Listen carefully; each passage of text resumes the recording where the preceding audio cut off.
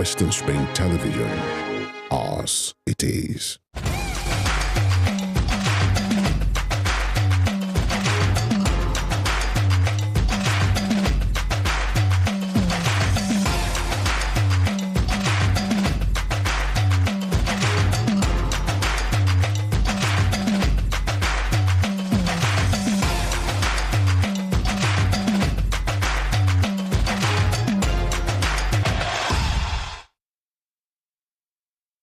All right, check your time. It is 1 minute gone past the 9. Welcome to the show, Sports Spring, on the Western Spring Television, the first installment for the week. And of course, it promises to be another exciting one. Absolutely. Now, what a weekend we had from football to the track stock in Formula 1. Yeah, Formula 1. And we can as well say congratulations to Max Verstappen. So, his 14th win. Thank you. There's a lot of things to talk about this morning. My name is Joseph ATEWEH, saying good morning. And I am NENGI ADEMOLA. Thanks for joining us on the Monday edition of Sports Spring on Western Spring Television. Joseph has said it all. We have a whole lot of updates, a whole lot of stories, you know, spilling over from the weekend down to this Monday. In the English Premier League, I tell you for sure, Arsenal got a very huge achievement over the weekend. And aside from that, in the NBA, it's time for preseason. And we understand that the Philadelphia 76ers and the Boston Celtics took on a preseason game on Sunday. All of this and more is what we'll be dishing out this morning to you. But do not forget, we're starting off from the local scene where the Nigerian Premier Football League matches were played over the weekend, Joseph. Yes, of course, we start with the Nigerian Premier Football League. That's the right place to start. Exactly. Match day 2 witnessed. Yeah, match day 2. Over the weekend. Yeah, looking at some results, Nengi. Exactly. Now, some results across all designated match centers for Saturday and Sunday. Let me quickly give you Saturday results.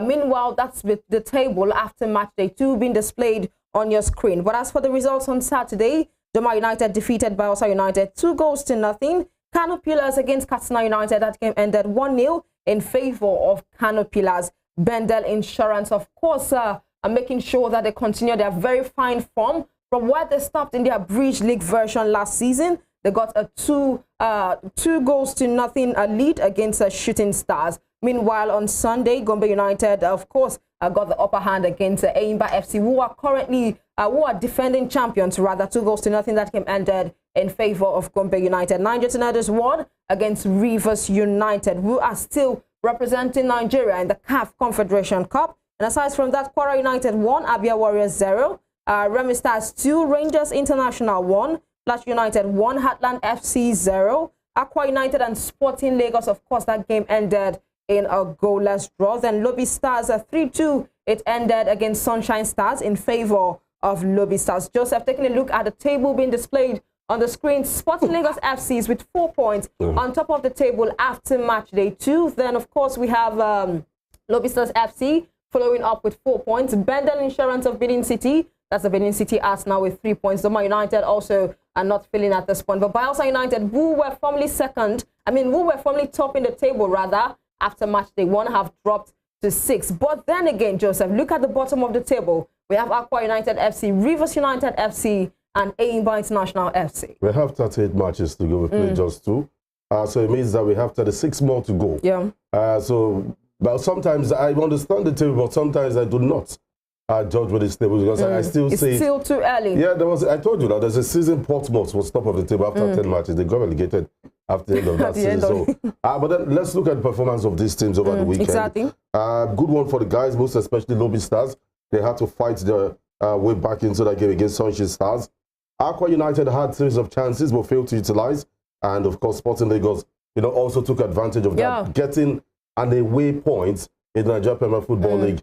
It's a big deal because if you look at it, if you look at it, it's difficult to get away wins in the Nigerian Premier Football League. And I don't think in 2 matches we've seen any, which has always been a problem. Absolutely, in the Nigerian Premier Football League. But I tell you for sure, it's getting better with each of the passing season right there. So once again, look at the table after match day 2. For the new season of the Nigerian Premier Football League, we have Sporting Lagos FC, of course, topping the table with 4 points. Lobby Stars FC with 4 points, also followed by Bendel Insurance, who were able to secure their 3 points after a disappointing finish when it comes to the CAF Confederation Cup. The likes of Rivers United, who are also still the sole representative of the CAF Confederation Cup, lost out in their very first match. Of course, they are down and at the bottom of the table. Eimba International FC all eyes are on them because they talked about the fact that after, you know, getting out of the CAF Champions League, they really want to focus on the FA Cup and also to retain their title and get another title in addition to their title cabinet when it comes to the NPFL. But so far so good. We'll see how things pans out to be. Just like Joseph has rightly stated, we have more matches to go. Well, we have more matches to go, but then just before we leave the Nigeria Premier Football League, you know, I mentioned that no away win, and of course, if you look at the dailies, many of them are reporting 9 home victories. To be honest, it says a lot about the league. I still do not believe that the Sporting Lagos, do you understand, will just gain promotion. We're playing an Enyimba Rivers United if there is proper officiating.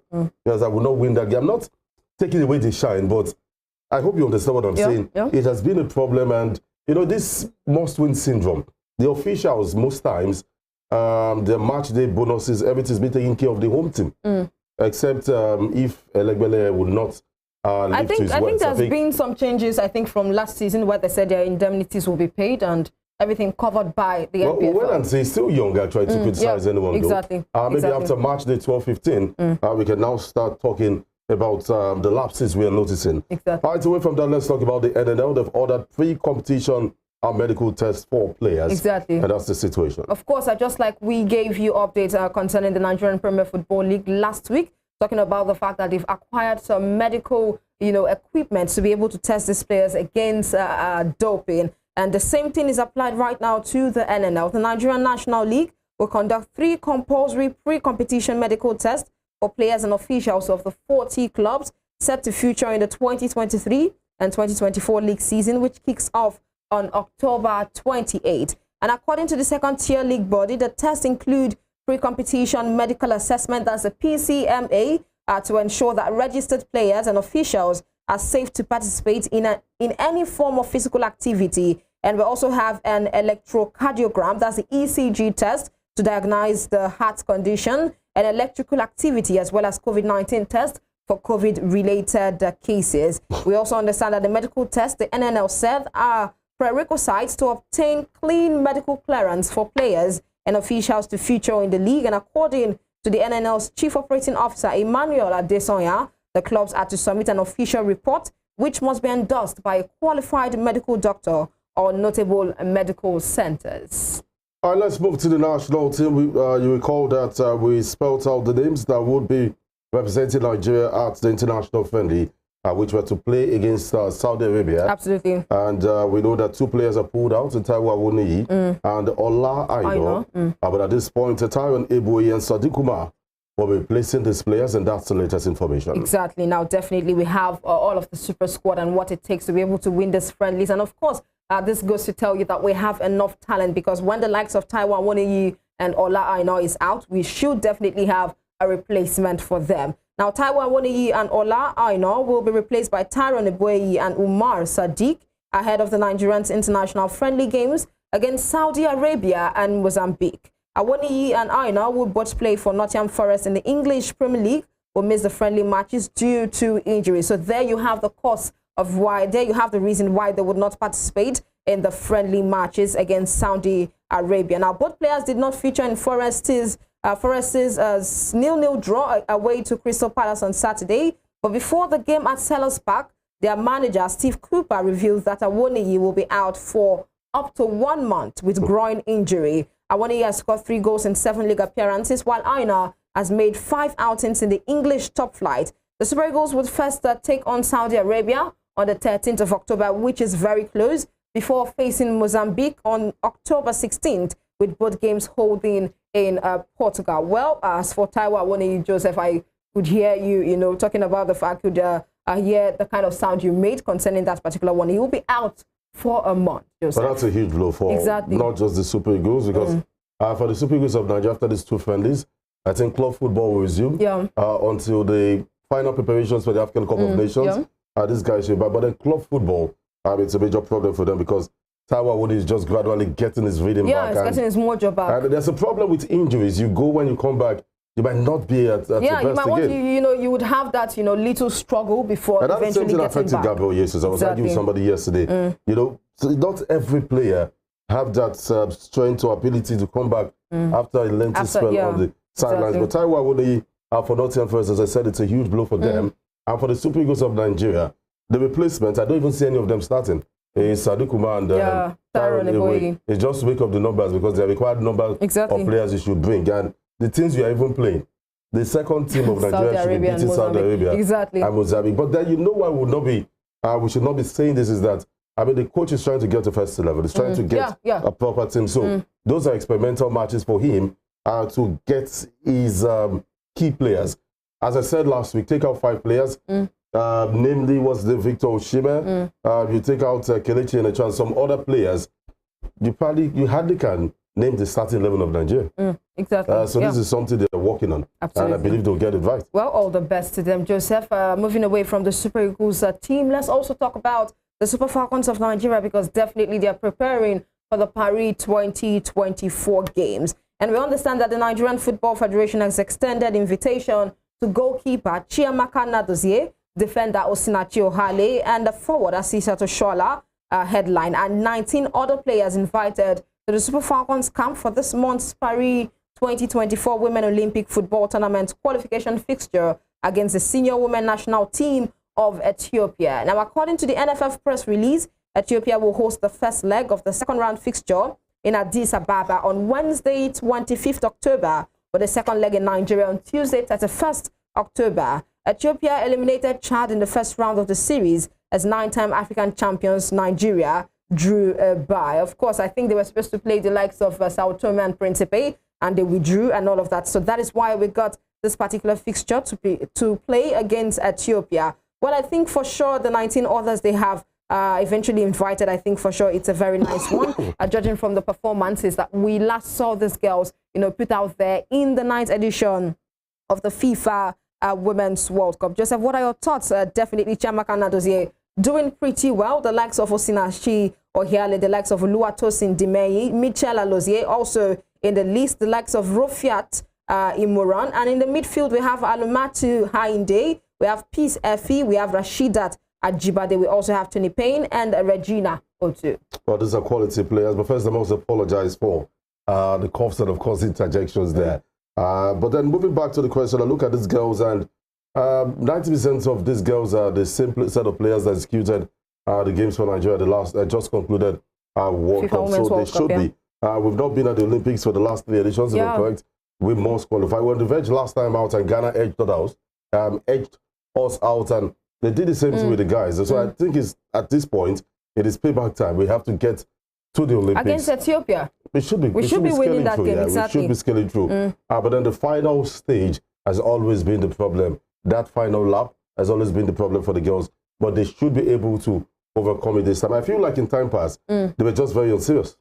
Very, very unserious to qualify, because you hear, like the game we played against Ghana where we failed to qualify, 6 of our starting 11 weren't around. Asisa Toshola, I think it was club and the country rule. She had to play for Barcelona. Some other things like that. So I think this has been sorted out that these girls will be around because they have to be in Paris for the Olympics. Exactly. Now, away from that, for the first time since the start of the competition, the main draw for the CAF Women's Champions League would take place without Nigeria's club. Rivers Angels represented Nigeria in the maiden edition before handing over the baton to Bayelsa Queens last season. Now, Delta Queens won the Nigeria Women's Football League this year to represent the country in the play, but failed to qualify for the competition as they were knocked out. Anyways, the draw for the competition proper has been fixed for Monday 9th, which is today in Abidjan, Cote d'Ivoire, the host country. Well, I tell you for sure, I think it's a very hard one to, want to believe, because we know that our girls have been doing pretty well when it comes to the Nigerian Women Football League, and of course, selection for in terms of representing ourselves in the CAF Women's Champions League. Rivers Angels, I tell you for sure, the very first time they were in the CAF Women's Champions League, they didn't do well at all. But, handing over the baton to Bayelsa Queens, I think that was the debut of Bayelsa Queens, and they got to the 3rd position, if I'm not mistaken, right here in the CAF Women's Champions League, which was a very beautiful performance. This time around for the last season, Delta Queens won the Nigerian Women Football League, but failed at the end of the day to really qualify for the CAF Women's Champions League.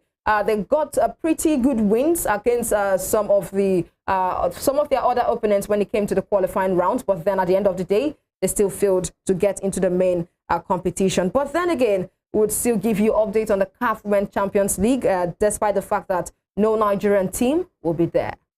And let's move ahead and get into the world of unlimited sports as it concerns Nigeria. Recall for some time now we've been giving you updates coming from the West African Trophy Tour that has to do with cricket. And so far so good. The Yellow Greens of Nigeria has been doing pretty well. They have been very phenomenal so far. I think this should be their very fourth or fifth victory. But let's give you details as it panned out to be for another victory for the Yellow Greens. Now, despite the threat posed by the Sierra Leone team, Nigeria's Yellow Greens stormed to their fifth consecutive win in the ongoing West African Trophy Tour. The Nigerian side has become a real revelation, winning 4 games on the bounce, coupled with decent performance. After losing to the Yellow Greens in the second game, the Sierra Leoneans came out smoking in their second meeting with Nigeria and put up a superb display. For playing at the Tafawa Balewa Cricket Oval in Lagos, the Nigerian team secured victory by 9 tickets. Well, congratulations to them. They've been doing pretty well. One against Sierra Leone, one against Rwanda. I think they've played Ghana, if I'm not mistaken, right here. One against Ghana also. And this was the second time they were taking on the Sierra Leoneans. Well, congratulations to them. And we do hope that at the end of the day, we stand to achieve something for the West African Trophy Tour. All right, that's it from the local scene. We've given you guys stories making the headlines on the local scene. We need to go on a break here. Give you a highlight for matches played in some of the big leagues rather across Europe. And when we come back, we'll give you a proper analysis. And don't forget that the news coming in this morning is that FIFA and all bodies, when it comes to football, has cancelled every of the matches that should take place in Israel. Exactly. And of course, some neighboring countries, because as we speak, more than 1,200 people are dead. Have died. A quick break, we'll be back.